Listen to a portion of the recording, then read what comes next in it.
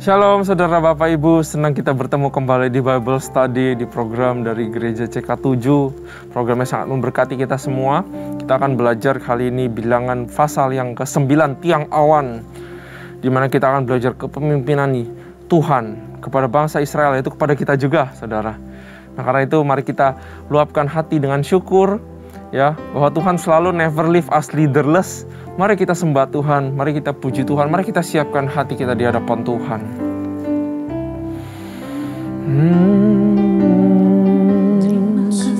Kau mulia Tuhan,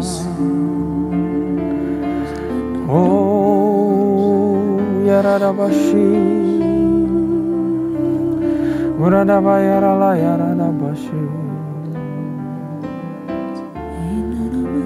Berkati urapi kami semua Tuhan. Hadirlah Bapa, everywhere we are alone.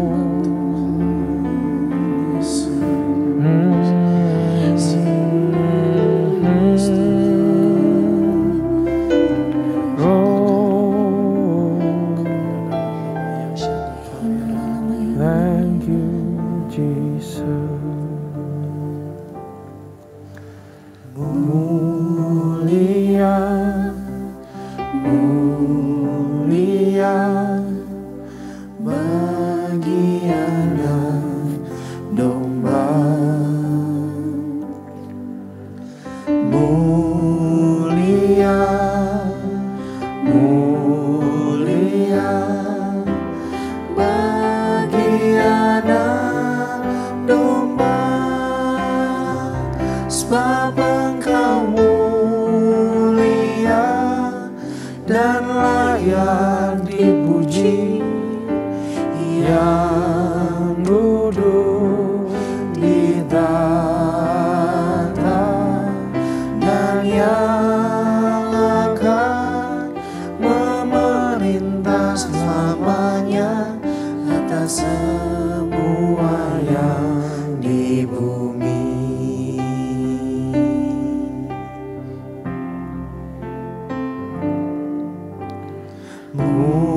Mulia, mulia bagi anak domba. Mulia, mulia bagi anak domba, sebab Engkau mulia dan layak dipuji, yang duduk di tahta dan yang akan memerintah selamanya atas semua yang di bumi. Sebab Engkau mulia dan layak dipuji, yang duduk di tahta dan yang akan memerintah selamanya atas semua yang di bumi. Sebab Engkau mulia dan layak dipuji, yang duduk di tahta dan yang akan memerintah selamanya atas semua yang di bumi, atas semua yang di bumi, atas semua yang di bumi.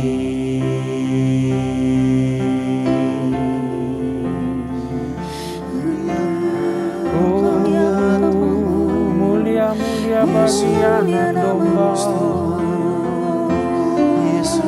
Dipuji di surga, puji di bumi, Jesus.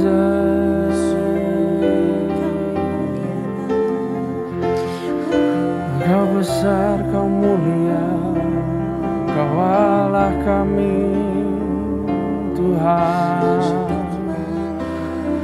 Ya rada basi kita bayar Allah, ya rada basi. Urada basi kita bayar rada basi. Oh,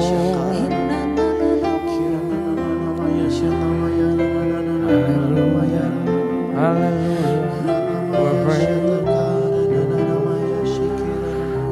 Kau besar, tolonganmu gak pernah dalam. Kau andalan kami, batu karang kami, You are my refuge, menara perlindungan Tuhan.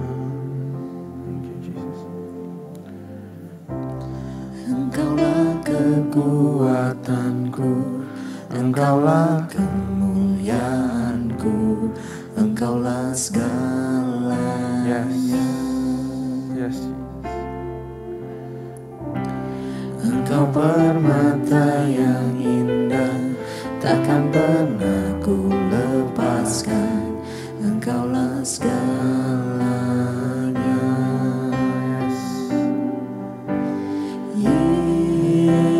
Yesus, domba Allah, mulia nama-Mu. Amin. Yesus, domba Allah, mulia nama-Mu.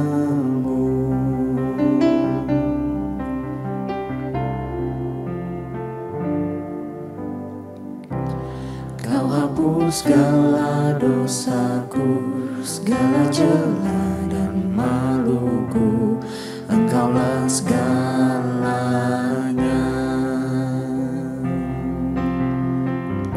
Saat jatuh Kau angkatku, saat haus Kau pulihku, Engkaulah segalanya.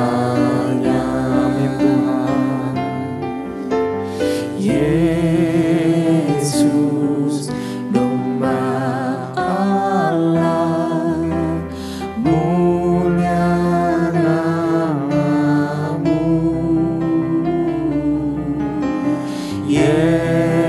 Yesus, domba Allah, mulia nama-Mu.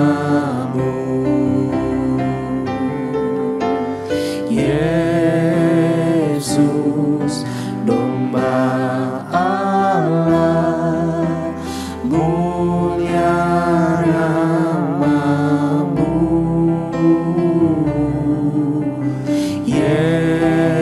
Yesus, domba Allah.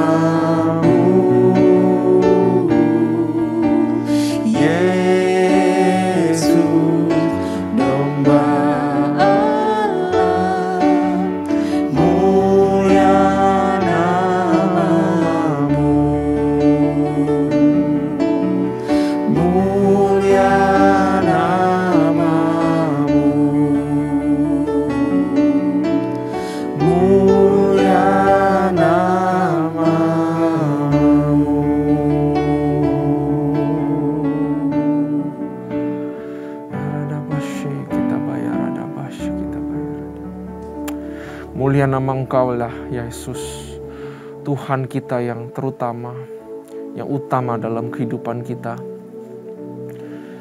Kalau kami sebentar akan baca tentang tiang awan dan tiang api, bagaimana Kau memimpin bangsa Israel, sebenarnya kami sedang melihat Yesus, di mana Dia katakan Dia adalah Immanuel, Dia beserta kita sepanjang masa, di dalam segala kesulitan, di dalam segala lembah kelam, apapun yang kita hadapi, senang susah. Tiang awan, tiang api gak pernah hilang. Karena Dia adalah Yesus itu sendiri, yang membawa kita, yang memimpin kita. Dia adalah Immanuel, yang berkata bahwa lambang pemerintahan, leadership, ada di bahunya. Begitu juga Tuhan memperlihatkan leadership di bangsa Israel. Karena itu Tuhan, kami excited untuk mendapatkan sesuatu dari firman-Mu. Berikan kami pengertian. Urapi kami semua, urapi hamba-Mu Tuhan, yang akan membagikan, supaya boleh kebenaran yang muncul. Dan kami belajar sesuatu, bawa pulang sesuatu yang indah buat kehidupan kami. Kami siap Tuhan. Hanya di dalam nama Yesus. Haleluya. Amin. Sekali lagi shalom saudara. Mari kita buka Alkitab. Saudara jangan cuma dengerin saya, tapi saudara harus juga buka Alkitab. Dan bahkan saya encourage saudara untuk saudara punya catatan sendiri. Jangan saudara belajar dari catatan saya atau para pengajar yang lain saudara.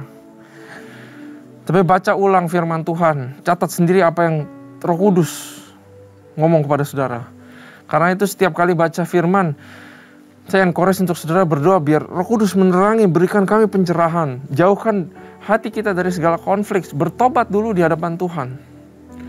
Supaya hati ini menjadi hati yang bersih kembali untuk menerima sesuatu yang baik daripada Tuhan. Dan selalu punya mental yang tidak bilang bahwa ini membosankan, ini boring. Kalau kita mentalnya udah begitu, tentu aja kita akan baca hanya lewat aja dan gak akan dapatkan sesuatu. Tapi waktu baca itu seperti kayak excited. Baca ayat 1, wah Tuhan ngomong apa ya? Aduh saya belum ngerti. Ayat 2 nih, ayat 2, Tuhan ngomong apa? Seperti itu saudara, kalau kita baca firman Tuhan. Amin. Nah, siap kita baca Bilangan pasal yang ke-9. Kita akan baca dulu saudara sampai habis, lalu kita akan belajar ketetapan-ketetapan mengenai perayaan Paskah. Paskah ini akhirnya dilakukan, anniversary yang kedua dari Paskah saudara. Yang pertama sudah dilakukan di bangsa Mesir, Passover sudah terjadi dan ini dilakukan temurun-temurun. Pasal 9, Tuhan berfirman kepada Musa di padang gurun Sinai pada bulan yang pertama tahun yang kedua sesudah mereka keluar dari tanah Mesir. Orang Israel harus merayakan Paskah atau Passover. God is passing over kemah-kemah yang ada darah domba, diselamatkan. Ya, Tuhan passing untuk judgment kepada orang-orang yang bukan menjadi miliknya, tapi orang-orang yang menjadi miliknya Kristus, ditebus dan diselamatkan. Saudara udah bisa lihat ya bahwa Passover itu melambangkan Yesus yang menebus kita semua. Ayat kedua, orang Israel harus merayakan Paskah pada waktunya. Pada hari yang ke-14 bulan ini, pada waktu senja haruslah kamu merayakannya pada waktu yang ditetapkan. Menurut segala ketetapan dan peraturannya lah, haruslah kamu merayakannya. Lalu Musa menyuruh orang Israel merayakan Paskah. Maka mereka merayakan Paskah pada bulan yang pertama, pada hari yang ke-14. Ini di tahun kedua ya saudara. Pada waktu senja di padang gurun Sinai. Tepat seperti diperintahkan Tuhan kepada Musa. Demikianlah dilakukan orang Israel. Tetapi ada beberapa orang yang najis oleh karena mayat, sehingga tidak dapat merayakan Paskah pada hari itu. Mereka datang menghadap Musa dan Harun pada hari itu juga, lalu berkata kepadanya, sungguh pun kami najis oleh karena mayat. Dengan dasar apakah kami dicegah mempersembahkan persembahan bagi Tuhan di tengah-tengah orang Israel pada waktu yang ditetapkan? Jadi dia bilang, kami najis karena kami bersentuhan dengan mayat, saudara. Tidak dijelaskan ini mayat apa. Nah, tapi orang-orang ini pengen melakukan atau merayakan Paskah. Luar biasa sekali hati orang-orang ini. Mereka coba cari kemurahan Tuhan. Mereka coba cari jalan lain. Gimana caranya saya bisa merayakan Paskah? Mengingat keluarnya kami dari bangsa Mesir. Gimana Tuhan menunjukkan kuasanya. Gimana Tuhan menyelamatkan kami. Kita mau merayakan itu juga katanya. Lalu jawab Musa kepada mereka, tunggulah dahulu, aku hendak mendengar apa yang diperintahkan Tuhan mengenai kamu. Saudara, Musa, saya boleh kasih jempol kepada kepemimpinan Musa. Karena kepemimpinan Musa bukan kepemimpinan yang mengeluarkan decision atau memvonis sesuatu berdasarkan pengetahuannya dia. Dia pemimpin, saudara. Kalau buat saya, dia sah-sah aja kalau mau bilang, kamu boleh ikut Paskah atau enggak. Peraturan udah jelas. Kalau najis, nggak bisa. Nanti kamu mati. Kamu tunggu tahun kedua, ketiga. Sah-sah aja saya rasa kalau Musa ngomong seperti itu. Tapi Musa orang yang rendah hati. Artinya apa? Di dalam deep inside dia tahu, dia nggak tahu segalanya. Lebih baik saya tanya Tuhan. Ini pesan buat kita semua, saudara. Di setiap pengambilan keputusan-keputusan kita, di setiap apa yang kita decide for our life, apalagi kalau kita adalah pemimpin. Saya tahu kita semua sudah berjalan begitu lama sama Tuhan. Mungkin ada saudara yang udah berpuluh-puluh ikut Tuhan, udah belajar ini, belajar itu, saudara. Tapi apa salahnya kita rendahkan hati di hadapan Tuhan, kita rendahkan diri dan untuk bertanya kepada Tuhan. Gak usah tergesa-gesa. Ya, Musa luar biasa. Dia gak jadi orang yang sok tahu. Tapi dia mengandalkan Tuhan. Di setiap perkara-perkara yang terjadi, dia tanya Tuhan. Dan that is exactly kenapa Tuhan pilih Musa. Karena Tuhan tahu betul Musa gak bisa apa-apa. Untuk memutuskan aja ragu-ragu. Karena itu Musa pasti cari Tuhan. Artinya Tuhan pilih Musa. Karena Tuhan suka hamba yang sering datang kepada Tuhan. Dan bertanya sesuatu sama Tuhan. Berdoa kepada Tuhan. Ngobrol sama Tuhan. Tuhan berkenan atas orang-orang yang demikian, saudara. Baiklah kita juga jadi orang yang seperti itu. Yang suka berdoa kepada Tuhan. Suka bertanya. Suka ngobrol sama Tuhan. Karena Tuhan berkenan atas hamba yang seperti itu. Mari kita lanjutkan baca. Ayat 9. Lalu berfirmanlah Tuhan kepada Musa. Yang Musa tanya kepada Tuhan.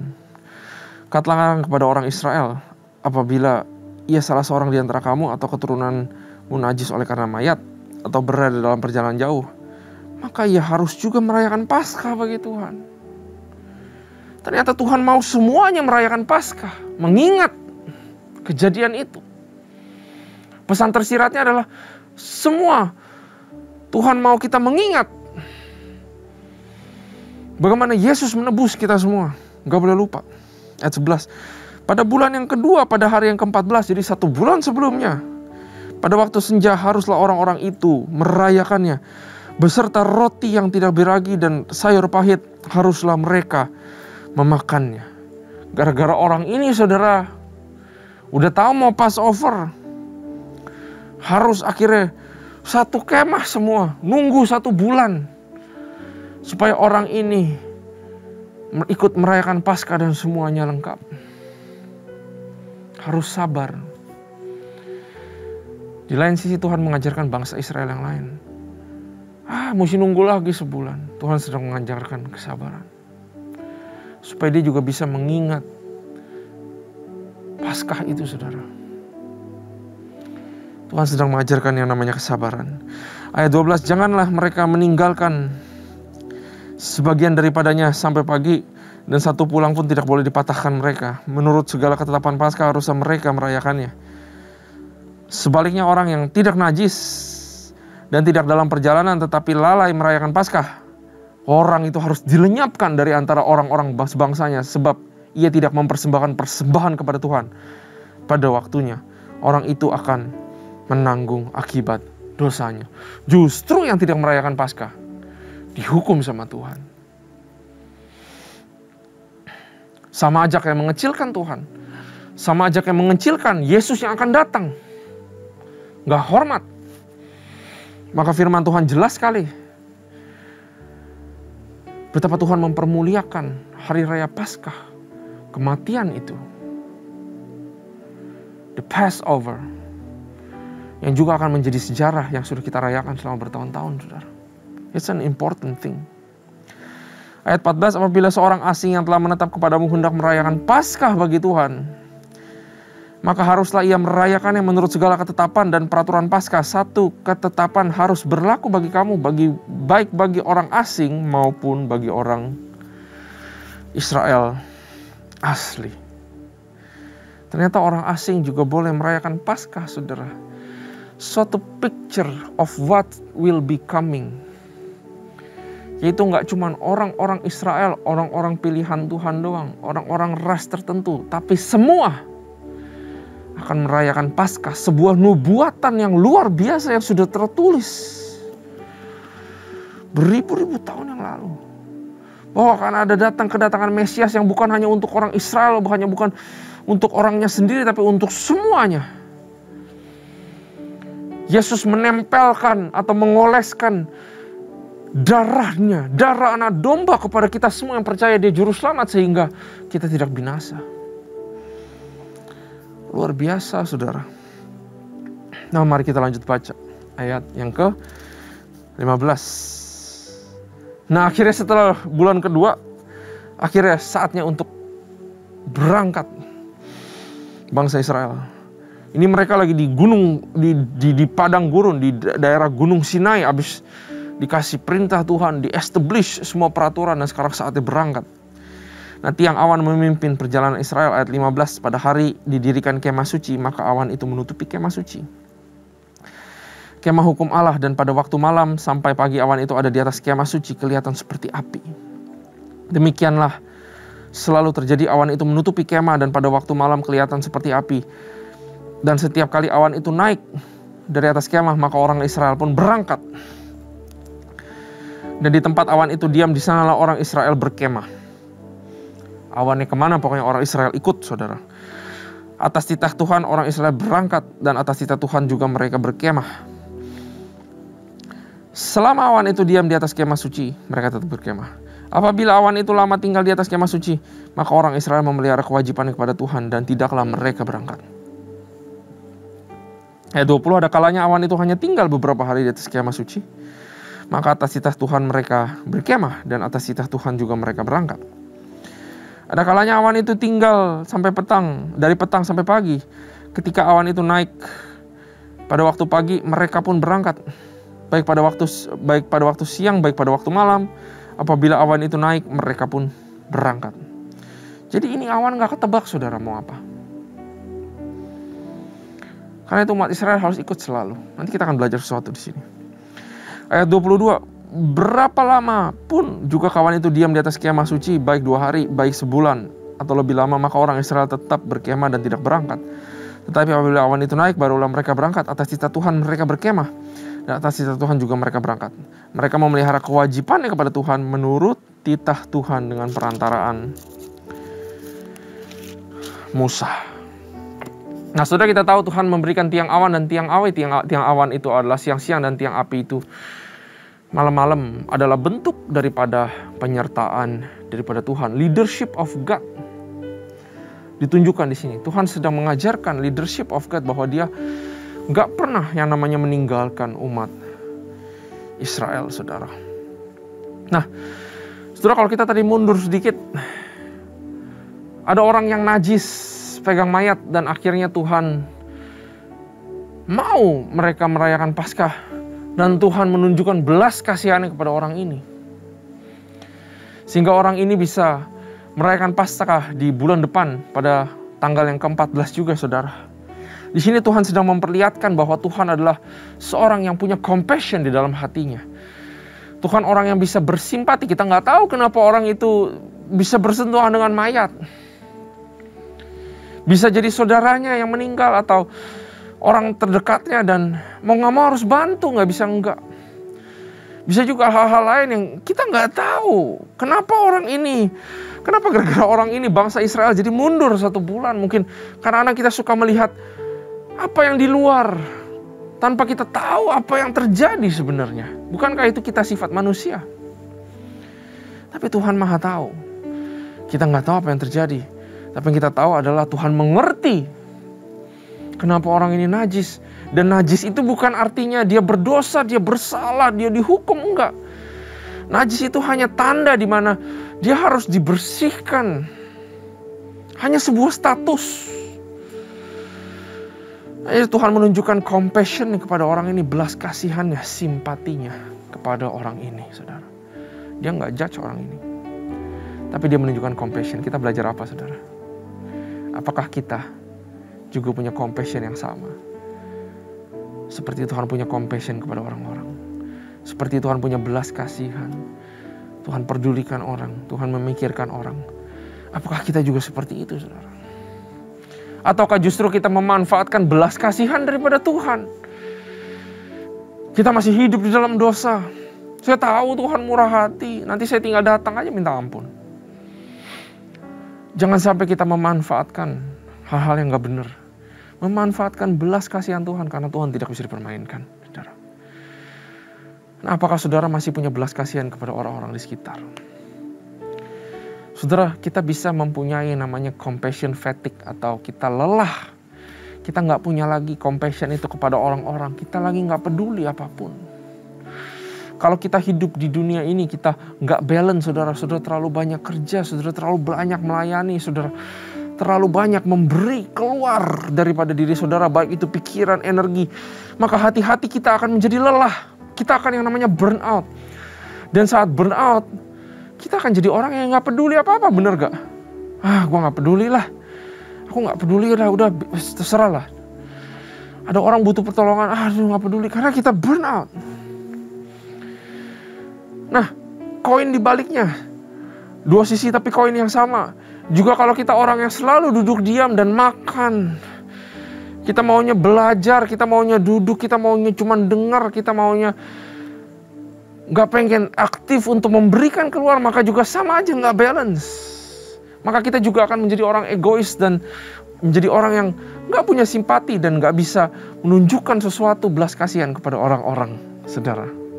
Ya, mari kita menjadi orang yang compassionate kepada orang-orang sekitar kita. Amin, saudara. Nah, God never leave us leaderless.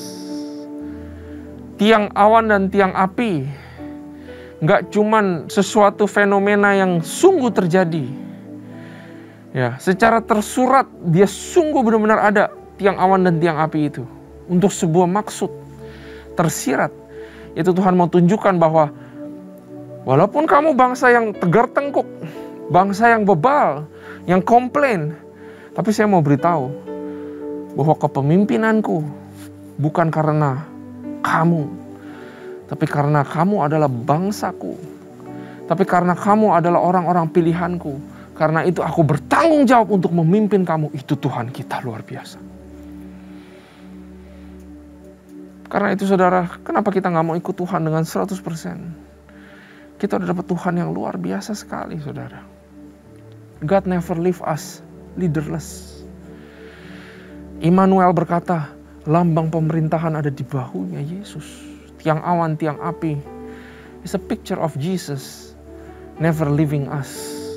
Karena lambang pemerintahan ada di bahunya Tuhan. Adalah bebannya Tuhan. Adalah tanggung jawabnya Tuhan.